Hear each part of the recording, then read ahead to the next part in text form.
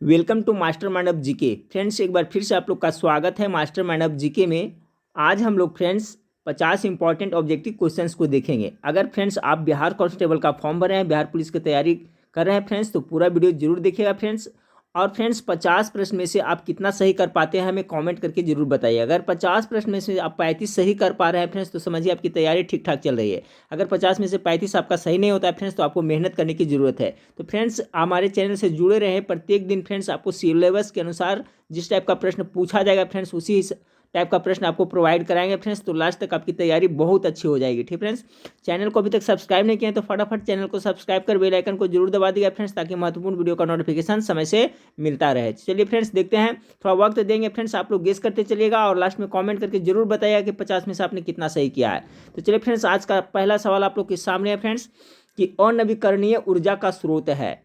Option A में कोयला, B में पवन, सी में सूर्य और डी में जल है। क्या होगा इसका right answer friends? Right answer हो जाएगा ऑप्शन नंबर ए। देखिए, अनवीकरणीय ऊर्जा का स्रोत किसे कहते हैं फ्रेंड्स? जिसका भंडार सीमित है, जो भविष्य में फ्यूचर में समाप्त हो जाएगा, उसको हम लोग अनवीकरणीय ऊर्जा स्रोत के अंतर्गत रखते हैं। ठीक है, तो कोयला है जो अनवीकरणीय ऊर्जा का स्रोत है। बाकी आपका पवन, सूर्य और जल, ये तीनों है जो फ्रेंड्स आपका नवीकरणीय ऊर्जा का स्रोत है। ठीक है, कैसा है? नवीकरणीय ऊर्जा का स्रोत है। तो याद रखिएगा फ्रेंड्स, देखिए नवीकरणीय ऊर्जा का स्रोत है जो लिमिट नहीं है। ठीक है फ्रेंड्स, यानी कि इसका असीमित है, ये भविष्य में खत्म नहीं होगा। तो याद रखिएगा फ्रेंड्स। और देखिए फ्रेंड्स, जैसे कोयला हो गया, पेट्रोलियम हो गया, ये सभी है जो आपको, लकड़ी हो गया, ये सभी है जो अनवीकरणीय ऊर्जा स्रोत के अंतर्गत आएगा। तो बहुत ही महत्वपूर्ण टॉपिक है फ्रेंड्स, नवीकरणीय और नवीकरणीय, इसका कॉन्सेप्ट जरूर क्लियर रखें। चलिए सवाल नंबर 2 को देखें। सवाल नंबर 2 है कि प्रतिष्ठित टाइलर पुरस्कार किस क्षेत्र में प्रदान किया जाता है? गेस करें फ्रेंड्स, किस क्षेत्र में टाइलर पुरस्कार दिया जाता है? ऑप्शन ए में नाटक है, बी में महिलाओं का अधिकार है, सी में पर्यावरण सुरक्षा है, डी में बच्चों का अधिकार है। तो देखिए, आपका जो टाइलर पुरस्कार है फ्रेंड्स, आपको पर्यावरण सुरक्षा के क्षेत्र में दिया जाता है। ऑप्शन नंबर सी इसका बिल्कुल करेक्ट आंसर हो जाएगा। चलिए सवाल नंबर 3 को देखते हैं फ्रेंड्स। सवाल नंबर 3 है, अगर झरने से पानी गिरता है तो पत्थर से टकराने से पहले उसमें कौन सी ऊर्जा होगी? काफी महत्वपूर्ण सवाल है फ्रेंड्स, गेस करें राइट आंसर क्या होगा। सवाल है, अगर झरने से पानी गिरता है तो पत्थर से टकराने से पहले उसमें कौन सी ऊर्जा होगा? उष्मा ऊर्जा होगा, गतिज ऊर्जा होगा, यांत्रिक ऊर्जा होगा या स्थितिज ऊर्जा होगा? इसका राइट आंसर होगा फ्रेंड्स ऑप्शन नंबर बी, गतिज ऊर्जा होगा। देखिए, अगर झरने से पानी गिर रहा है फ्रेंड्स, तो उसमें पत्थर के टकराने से पहले उसमें गतिज ऊर्जा होगा। लेकिन फ्रेंड्स जब पत्थर पे टकराता है तो उसके बाद अगर पूछा जाए तो उसमें क्या हो जाएगा? फिर उष्मा उष्मा ऊर्जा हो जाएगा, क्योंकि टकराने के बाद घर्षण होगा फ्रेंड्स, घर्षण से क्या होता है? उष्मा उत्पन्न होता है। तो देखिए, इस तरह से प्रश्न आपको पूछा जा सकता है। तो अगर झरने से पानी गिरता है तो पत्थर से टकराने से पहले उसमें आपको गतिज ऊर्जा होगा फ्रेंड्स, और टकराने के बाद अगर पूछा जाए तो उसमें उष्मा ऊर्जा हो जाएगा। ठीक है, तो सवाल नंबर 3 का राइट आंसर आपका ऑप्शन नंबर क्या हो गया? बी हो गया। चलिए सवाल नंबर 4 को देखते हैं फ्रेंड्स। सवाल नंबर 4 है, निम्नलिखित में से शुक्राणु कहाँ बनते हैं? बहुत ही इंपॉर्टेंट सवाल है फ्रेंड्स। देखिए, बिहार पुलिस का क्वेश्चन का लेवल यही रहेगा फ्रेंड्स, इसलिए सभी प्रश्न को अभी से रटते चले फ्रेंड्स। हमारे चैनल से जुड़े रहें, आपको मैं विश्वास दिलाता हूं कि एग्जाम तक आपकी अब बहुत अच्छी तैयारी हो जाएगी। तो निम्नलिखित में से शुक्राणु कहाँ बनते हैं फ्रेंड्स? गेस करें। तो सवाल नंबर 4 का जो राइट आंसर हो जाएगा फ्रेंड्स ऑप्शन नंबर ए हो जाएगा, वृषण में शुक्राणु बनते हैं। चलिए सवाल नंबर 5 को देखते हैं फ्रेंड्स। सवाल नंबर 5 आपके सामने कि सिंधु घाटी की सभ्यता के अधिकतर मोहरे किससे निर्मित है? बहुत ही इंपॉर्टेंट सवाल है फ्रेंड्स, गेस करें। सेलखड़ी का, पक्की मिट्टी का, अकीक का या लकड़ी का? तो देखिए, सिंधु घाटी सभ्यता के अधिकतर मोहरे थे वो सेलखड़ी से बने होते थे। ऑप्शन नंबर ए इसका बिल्कुल करेक्ट आंसर हो जाएगा। सवाल नंबर 6 को देखिए फ्रेंड्स कि प्रांतीय सरकारों का गठन निम्नलिखित में से किस अधिनियम के तहत किया गया था? ऑप्शन ए में 1935 का अधिनियम, बी में 32 का अधिनियम, सी में 36 का अधिनियम और डी में 1947 का अधिनियम। तो देखिए, गेस करें राइट आंसर क्या होगा। तो प्रांतीय सरकारों का गठन हुआ था जो आपको 1935 के अधिनियम के तहत हुआ था। ऑप्शन नंबर ए इसका बिल्कुल राइट आंसर हो जाएगा, 6 का ए। चलिए सवाल नंबर 7 को देखते हैं फ्रेंड्स। सवाल नंबर 7 आपका है कि अखिल भारतीय किसान कांग्रेस का गठन किस वर्ष किया गया था? तो अखिल भारतीय किसान कांग्रेस का गठन किस वर्ष किया गया था फ्रेंड्स? तो इसका जो राइट आंसर हो जाएगा आपका ऑप्शन नंबर, गेस करें, ऑप्शन नंबर ए इसका बिल्कुल राइट आंसर हो जाएगा। देखिए फ्रेंड्स, जो अखिल भारतीय किसान कांग्रेस है, यही बाद में जाकर के इसको नाम बदलकर क्या कर दिया गया था? अखिल भारतीय किसान सभा। तो पूछा जाए फ्रेंड्स, अखिल भारतीय किसान सभा या कांग्रेस, तो इसका गठन कब हुआ था? 1936 ईस्वी में हुआ था। चलिए सवाल नंबर 8 को देखते हैं। सवाल नंबर 8 है कि सविनय अवज्ञा आंदोलन की असफलता के बाद गांधी जी ने महत्व दिया था, किस पे महत्व दिया था फ्रेंड्स? गेस करें राइट आंसर क्या होगा, और कमेंट करके आप लोग जरूर बताइएगा फ्रेंड्स कि 50 में से आपने कितना सही किया है। ऑप्शन ए में रचनात्मक रचनात्मक कार्यों को, बी में है अंग्रेजों से समझौते पर, सी में है हिंसा के सीमित उपयोग को, डी में उपयुक्त में से कोई नहीं। तो देखिए, जब सविनय अवज्ञा आंदोलन असफल हो गया था फ्रेंड्स, तो गांधी जी है जो रचनात्मक कार्यों को महत्व दिया था। ऑप्शन नंबर इसका करेक्ट आंसर हो जाएगा। सवाल नंबर 9 को देखिए फ्रेंड्स कि भारतीय राष्ट्रीय कांग्रेस के दूसरे अधिवेशन की अध्यक्षता किसने की थी। दूसरे के बारे में पूछा जा रहा है फ्रेंड्स, तो इसका राइट आंसर क्या होगा सवाल नंबर 9 का। तो सवाल नंबर 9 का जो राइट आंसर हो जाएगा फ्रेंड्स, ऑप्शन नंबर सी हो जाएगा, दादा भाई नौरोजी। ठीक है फ्रेंड्स, द्वितीय अधिवेशन कब हुआ था फ्रेंड्स, तो आपको जो भारतीय राष्ट्रीय कांग्रेस का जो द्वितीय अधिवेशन हुआ था जो 1886 में कलकत्ता में हुआ था। ठीक है, उसको जो अध्यक्ष कौन थे, तो दादा भाई नौरोजी थे। देखिए इस नोट्स में लिखा हुआ है फ्रेंड्स, ये भी इंपॉर्टेंट है, सभी को याद रखिएगा कि कांग्रेस का दूसरा अधिवेशन यहाँ टाइपिंग मिस्टेक हुआ फ्रेंड्स। कांग्रेस का जो दूसरा अधिवेशन है जो आपको 1886 में कोलकाता में हुआ था। कहाँ हुआ था, 1886 कोलकाता में। इसकी अध्यक्षता किसने की थी, दादा भाई नौरोजी ने की थी। अब देखिए फ्रेंड्स, कांग्रेस का प्रथम अधिवेशन कहाँ हुआ था ये भी देख लें। तो जबकि कांग्रेस का पहला अधिवेशन 28 दिसंबर 1885 को तेजपाल संस्कृत पाठशाला मुंबई में हुआ था। ये याद रखिएगा फ्रेंड्स, कभी कभी पूछा जाता है कि भारतीय राष्ट्रीय कांग्रेस का प्रथम अधिवेशन कब तथा कहाँ हुआ था। तो प्रथम अधिवेशन 28 दिसंबर 1885 को तेजपाल संस्कृत पाठशाला मुंबई में हुआ था। अब प्रथम अधिवेशन की अध्यक्षता किसने किया था फ्रेंड्स, तो WC बनर्जी। इस तरह से भी प्रश्न पूछा जाता है कि भारतीय राष्ट्रीय कांग्रेस के प्रथम अध्यक्ष कौन थे, तो यही आपको WC बनर्जी यानी बोमेश चंद्र बनर्जी है जो प्रथम अध्यक्ष थे। तो याद रखिएगा ये भी। तो आपका कॉन्सेप्ट क्लियर हो गया फ्रेंड्स। अगर भारतीय राष्ट्रीय कांग्रेस के द्वितीय अधिवेशन के बारे में पूछा जाए तो कब हुआ था, 1886 में कलकत्ता में हुआ था। इसके जो अध्यक्ष थे जो कौन थे, तो आपका दादा भाई नौरोजी थे। चलिए सवाल नंबर 10 को देखते हैं फ्रेंड्स। सवाल नंबर 10 है कि मुगल चित्रकला किसके नेतृत्व में अपने शीर्ष बिंदु पर थी। मुगल काल में चित्रकला है जो शीर्ष बिंदु पर किसके काल में था फ्रेंड्स। तो सवाल नंबर 10 का जो राइट आंसर हो जाएगा आपका ऑप्शन नंबर, गेस करें, जहांगीर, हुमायूं, शाहजहां या अकबर। तो ऑप्शन ए है इसका बिल्कुल राइट आंसर, जहांगीर के काल में। सवाल नंबर 11 को देखें फ्रेंड्स कि गेहूं की खेती के लिए कौन से उर्वरक का उपयोग करेंगे। तो गेहूं की खेती के लिए कौन सा उर्वरक का उपयोग करेंगे। ऑप्शन में नाइट्रोजन, बी में पोटेशियम, सी में तांबा और डी में लोहा। गेस करें राइट आंसर क्या होगा फ्रेंड्स। इसका राइट आंसर हो जाएगा ऑप्शन नंबर ए, नाइट्रोजन युक्त उर्वरक का हम लोग प्रयोग करेंगे। गेहूं की खेती के लिए कौन सा उपयोग, किस उर्वरक का प्रयोग किया जाता है जनरली, तो नाइट्रोजन युक्त उर्वरक का प्रयोग किया जाता है। ऑप्शन नंबर ए इसका राइट आंसर है। सवाल नंबर 12 को देखते हैं फ्रेंड्स कि जैविक सिस्टम में रासायनिक क्रिया की प्रक्रिया को तेज करने में उत्तरदायी पदार्थ है।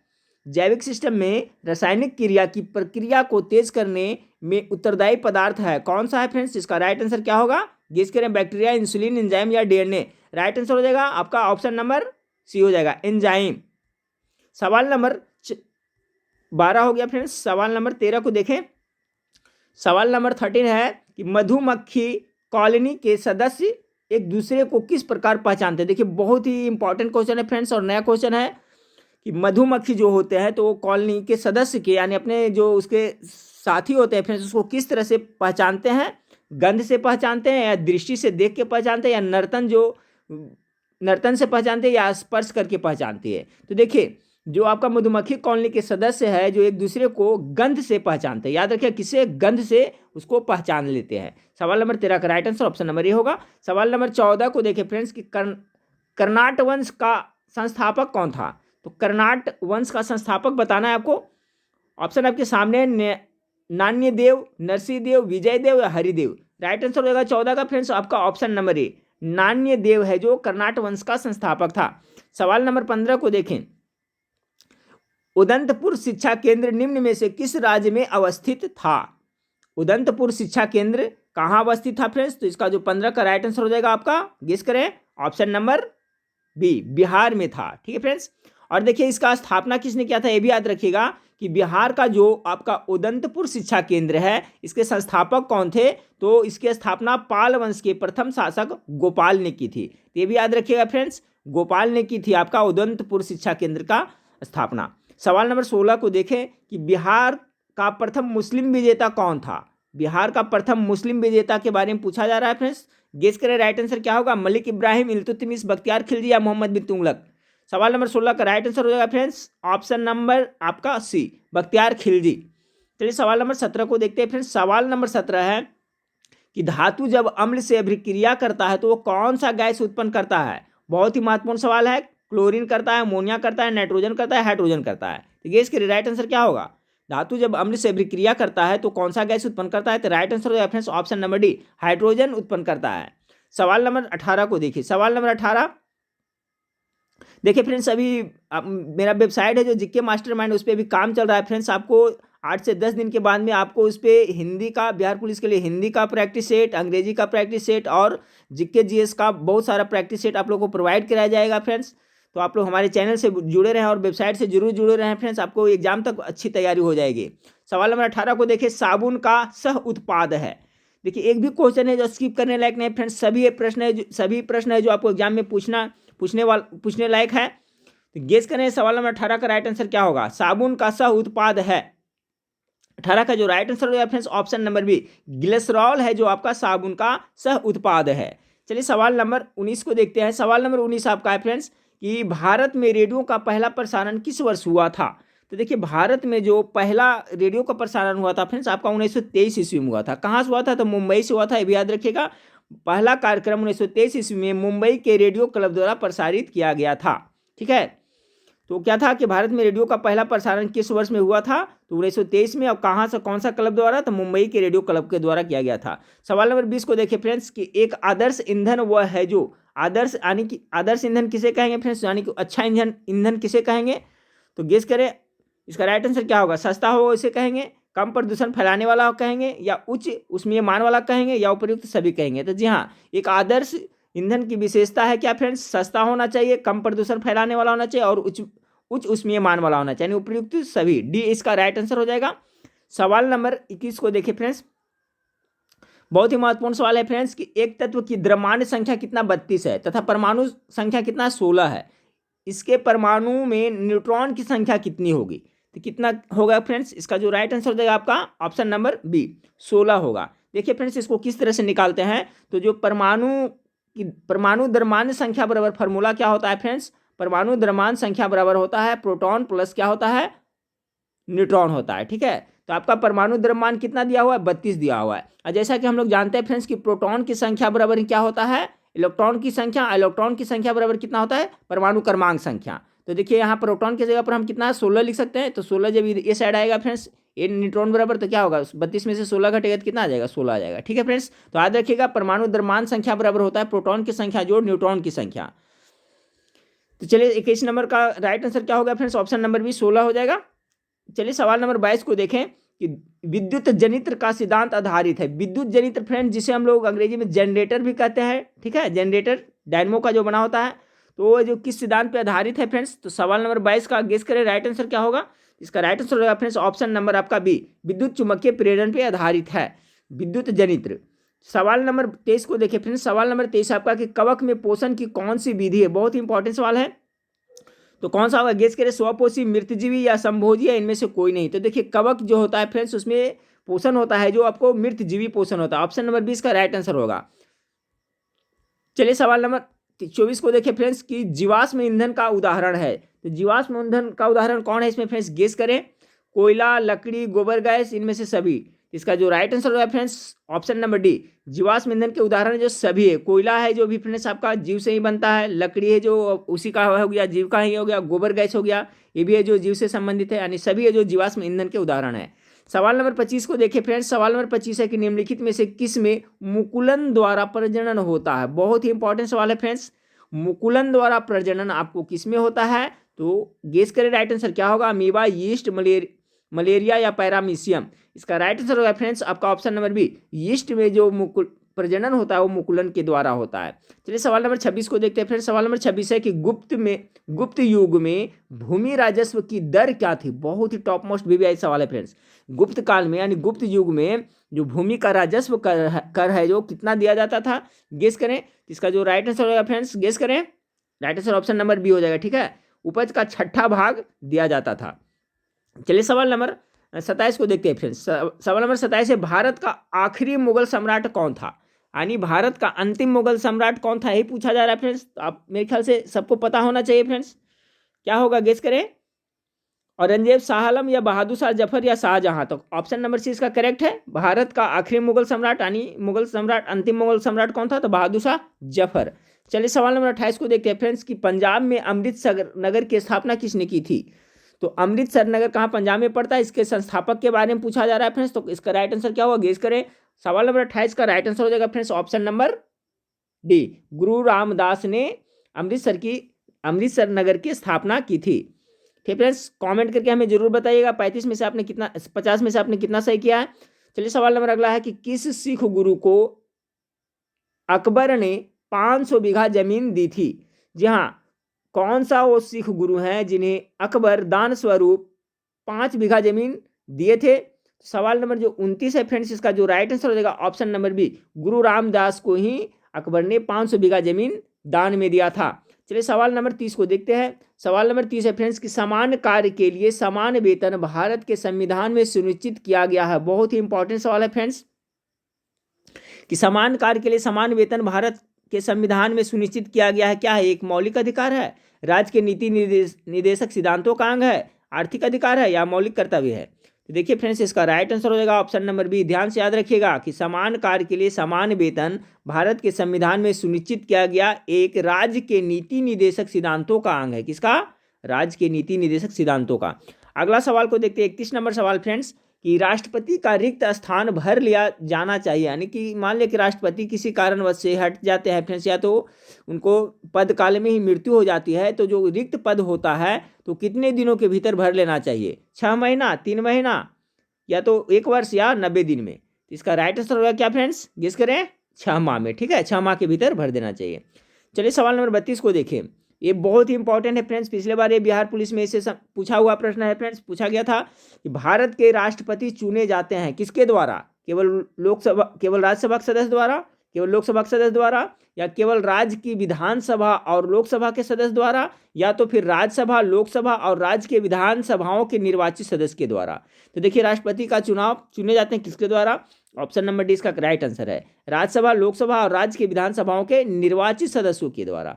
चलिए सवाल नंबर 33 को देखते हैं फ्रेंड्स। सवाल नंबर 33 आपका है, संसद के लिए राष्ट्रपति का अभिभाषण कौन तैयार करता है। बहुत ही इंपॉर्टेंट सवाल है, संसद के लिए राष्ट्रपति का अभिभाषण कौन तैयार करता है। गेस करिए 33 नंबर सवाल का राइट आंसर क्या होगा। तो आपका option number D right answer हो जाएगा, केंद्रीय मंत्रिमंडल है जो तैयार करता है। चलिए सवाल नंबर 34 को देखें कि राष्ट्रपति के उम्मीदवार के लिए आवश्यक नहीं है, क्या आवश्यक नहीं है। ऑप्शन ए में आयु 35 वर्ष, बी में पढ़ा लिखा हो, सी में सांसद चुने जाने की योग्यता रखता हो, डी में देश का नागरिक हो। देखिए तो इस टाइप का भी प्रश्न आपको पूछा जाएगा, तो इसका राइट आंसर होगा फ्रेंड्स ऑप्शन नंबर ए, पढ़ा लिखा हो। ठीक है, देखिए भारतीय संविधान में यह कहीं नहीं वर्णित है फ्रेंड्स कि राष्ट्रपति बनना है उनको तो उनको पढ़ा लिखा यानी कि डिग्री चाहिए या मैट्रिक चाहिए या ग्रेजुएशन चाहिए, इस तरह से। ठीक है, तो इस टाइप का प्रश्न देखिए पूछा जा सकता है फ्रेंड्स, प्रैक्टिस शीट में आपको ये सब प्रश्न मिला था। तो राष्ट्रपति के उम्मीदवार के लिए आवश्यक नहीं है, तो इसका राइट आंसर क्या हो जाएगा, पढ़ा लिखा हो। चलिए सवाल नंबर 35 को देख, श्रीहरिकोटा द्वीप निकट अवस्थित है। ध्यान रखिए फ्रेंड्स, श्रीहरिकोटा द्वीप के बारे में पूछा जा रहा है, तो कहाँ स्थित है, किस झील के निकट में स्थित है। बहुत ही इंपॉर्टेंट सवाल है, गेस करें, चिल्का झील, पुलकित झील, महानदी के मोहाना, गोदावरी मोहाना।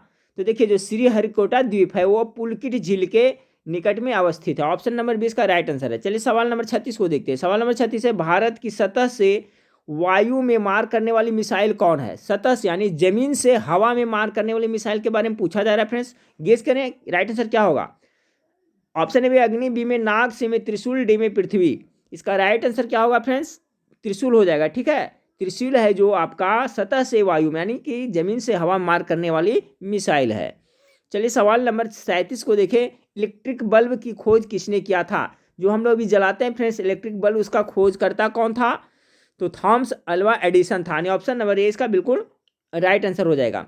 चलिए सवाल नंबर 38 को देखें। सवाल नंबर 38 है फ्रेंड्स कि Tata institute of fundamental research कहाँ पर स्थित है। तो Tata institute of fundamental research guess करें फ्रेंड्स, बंगलौर में है, कलकत्ता में है, दिल्ली में है, मुंबई। बहुत ही इंपॉर्टेंट सवाल है, गेस करें इसका राइट आंसर क्या होगा।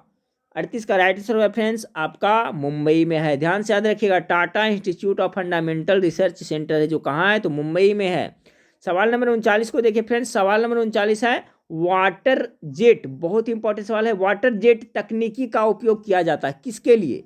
वाटर जेट तकनीक का उपयोग किया जाता है किसके लिए, सिंचाई में, खदानों के वेधन में, भीड़ नियंत्रण में, अग्निशामक में। गेस करें फ्रेंड्स। तो देखिए वाटर जेट तकनीक है, इसका जो उपयोग किया जाता है खादानों के वेदन में। यानी 39 का जो राइट आंसर हो जाएगा फ्रेंड्स ऑप्शन नंबर बी। सवाल नंबर 40 को देखिए। सवाल नंबर 40 है आपका कि न्यूक्लियर रिएक्टर टाइम बम का लेखक कौन है। देखिए न्यूक्लियर रिएक्टर टाइम बम एक पुस्तक है friends. Nuclear reactor time bomb, इसके लेखक कौन है। तो इसका राइट आंसर होगा friends option number C, Takashi Hirose है लिखा है। किसने लिखा है, तकाशी हिरोज ने लिखा है न्यूक्लियर रिएक्टर टाइम बम। सवाल नंबर 41 को देखिए फ्रेंड्स। ये भी देखिए बहुत ही वीवीआई टॉप मोस्ट क्वेश्चन है कि मैं आकाश गंगा का नागरिक हूं, उक्त कथन का श्रेय किससे दिया जाता है। किसने कहा था ऐसा फ्रेंड्स कि मैं आकाश गंगा का नागरिक हूं। सवाल नंबर 41 का जो राइट आंसर होगा फ्रेंड्स ऑप्शन नंबर बी हो जाएगा, कल्पना चावला ने कहा था। चलिए सवाल नंबर 42 को देखिए फ्रेंड्स। 42 है कि परमाणु नाभिक के अवयव हैं। परमाणु का जो नाभिक होता है फ्रेंड्स उसमें क्या क्या होता है। ठीक है, ये परमाणु का नाभिक है तो इसमें क्या क्या रहेगा। गेस करिए राइट आंसर क्या होगा। तो देखिए इलेक्ट्रॉन है जो चारों ओर कक्षा में घूमते रहता है। ठीक है फ्रेंड्स, इलेक्ट्रॉन चारों ओर कक्षा में घूमते रहता है और नाभिक में क्या रहता है, तो P+N रहता है, यानी प्रोटॉन और न्यूट्रॉन। इसका right answer option number C हो जाएगा। चलिए सवाल नंबर 43 को देखें कि भूमिगत जल को दूषित करने वाला अजैविक प्रदूषक है कौन सा। अजैविक प्रदूषक पूछा जा रहा है। तो देखिए बैक्टीरिया जैविक है फ्रेंड्स, शैवाल भी है जो जैविक है, विषाणु भी जैविक है, आपका आर्सेनिक है जो अजैविक है। ठीक है, तो याद रखिएगा कि भूमिगत जल को दूषित करने वाले अजैविक प्रदूषक कौन है, तो आर्सेनिक है। अगला सवाल है फ्रेंड्स कि अंतर्राष्ट्रीय अम्ल वर्षा सूचना केंद्र, बहुत ही इंपॉर्टेंट सवाल है। अंतर्राष्ट्रीय अम्ल वर्षा सूचना केंद्र स्थापित किया गया है, किस देश में किया गया है। 44 का जो राइट आंसर होगा फ्रेंड्स ओस्लो में किया गया, ऑप्शन नंबर बी। चलिए सवाल नंबर 45 को देखिए। सवाल नंबर 45 है फ्रेंड्स कि निम्नलिखित में से कहाँ आर्सेनिक द्वारा जल प्रदूषण सर्वाधिक है। अभी हम लोग देखे थे फ्रेंड्स कि आर्सेनिक से जो जल प्रदूषित होता है तो सबसे ज़्यादा कहाँ होता है। इसका जो राइट आंसर होगा फ्रेंड्स आपका पश्चिम बंगाल में। ठीक है, आर्सेनिक से सबसे ज़्यादा जल प्रदूषित आपको पश्चिम बंगाल में होता है। चलिए सवाल नंबर 46 को देखिए। सवाल नंबर 46 है कि निम्नलिखित में से कौन सा एक कार्बोहाइड्रेट नहीं है। कार्बोहाइड्रेट नहीं है। सुक्रोज आपका है, फ्रुक्टोज आपका है, ग्लाइकोजिन ये भी है, यानी इसका राइट आंसर हो जाएगा फ्रेंड्स ऑप्शन नंबर सी। आपका जो ग्लाइसिन है जो कार्बोहाइड्रेट के अंतर्गत नहीं आता है। तो सवाल नंबर आपका 46 का राइट आंसर हो जाएगा ऑप्शन नंबर सी। चलिए फ्रेंड्स अगला सवाल को देखते हैं। सवाल नंबर 47 को देखें। सवाल नंबर 47, डायनासोर जीवाश्म राष्ट्रीय पार्क की स्थापना किस जिले में की जा रही है। बहुत ही वीवीआई सवाल है फ्रेंड्स, बताएं इसका राइट आंसर क्या होगा। तो डायनासोर जीवाश्म राष्ट्रीय पार्क है जो किस जिले में स्थापित किया जा रहा है, तो आपका धार जिले में किया जा रहा है। ठीक है, धार जिले कहाँ पड़ता है फ्रेंड्स, तो आपका मध्य प्रदेश में पड़ता है। ठीक है, देखिए मध्य प्रदेश के धार जिले में, धार एक नगर है जहां पर आपको डायनासोर जीवाश्म राष्ट्रीय पार्क की स्थापना किया जा रहा है। ठीक है फ्रेंड्स, तो याद रखिएगा ये बहुत ही इंपॉर्टेंट सवाल है। फ्रेंड्स वीडियो बनाने में काफ़ी मेहनत लगता है, इसलिए आप लोग एक लाइक जरूर बनता है, वीडियो को लाइक जरूर करें और दोस्तों में शेयर जरूर करें फ्रेंड्स। चलिए अगला सवाल है कि कंप्यूटर का सबसे महत्वपूर्ण भाग कौन सा है। गेस करें फ्रेंड्स, सबसे महत्वपूर्ण भाग कंप्यूटर का कौन सा है। बहुत सिंपल सा प्रश्न है, इसका राइट आंसर है ऑप्शन नंबर ए, CPU। इसको जो कंप्यूटर का दिमाग भी कहा जाता है, तो यही है जो फ्रेंड्स कंप्यूटर का सबसे महत्वपूर्ण भाग है। कीबोर्ड, डिस्क, प्रिंटर की अपेक्षा यही है। चलिए सवाल नंबर 49 को देखते हैं फ्रेंड्स। बहुत इंपॉर्टेंट सवाल है कि रोवर्स कप का संबंध किससे है। गेस करें, तो रोवर्स कप का संबंध जो आपका फुटबॉल से, ऑप्शन नंबर ए इसका बिल्कुल राइट आंसर हो जाएगा। चलिए सवाल नंबर 50 देखिए फ्रेंड्स, ये बिहार दुर्गा में पूछा हुआ प्रश्न है, बताइएगा इसका राइट आंसर क्या होगा। डेविस कप किससे संबंधित है। जो हाल ही में बिहार दुर्गा एग्जाम हुआ था फ्रेंड्स, उसमें देखिए प्रश्न पूछा गया था। तो डेविस कप किससे संबंधित है, वॉलीबॉल से है, बैडमिंटन से है, टेनिस से है, बास्केटबॉल से है। तो चलिए फ्रेंड्स 50 नंबर सवाल का सही जवाब क्या होगा, आप लोग गेस करें। इसका राइट आंसर हो जाएगा फ्रेंड्स आपका ऑप्शन नंबर सी, टेनिस से संबंधित है। ठीक है फ्रेंड्स, तो आप हमें कमेंट करके बताएं कि 50 में से आपने कितना सही किया। अगर 35 आप सही किया है फ्रेंड्स तो आपका तैयारी ठीक ठाक चल रहा है फ्रेंड्स, और 35 से कम है तो आपको बहुत मेहनत करने की जरूरत है। टेंशन लेने की बात नहीं फ्रेंड्स, हमारे चैनल से जुड़े रहे, मैं पूरा सिलेबस को कवर करके पूरी तैयारी आपको बिहार पुलिस कांस्टेबल का करवाऊंगा। ठीक है फ्रेंड्स, तो नेक्स्ट वीडियो में फिर मिलते हैं, देखने के लिए थैंक यू, धन्यवाद।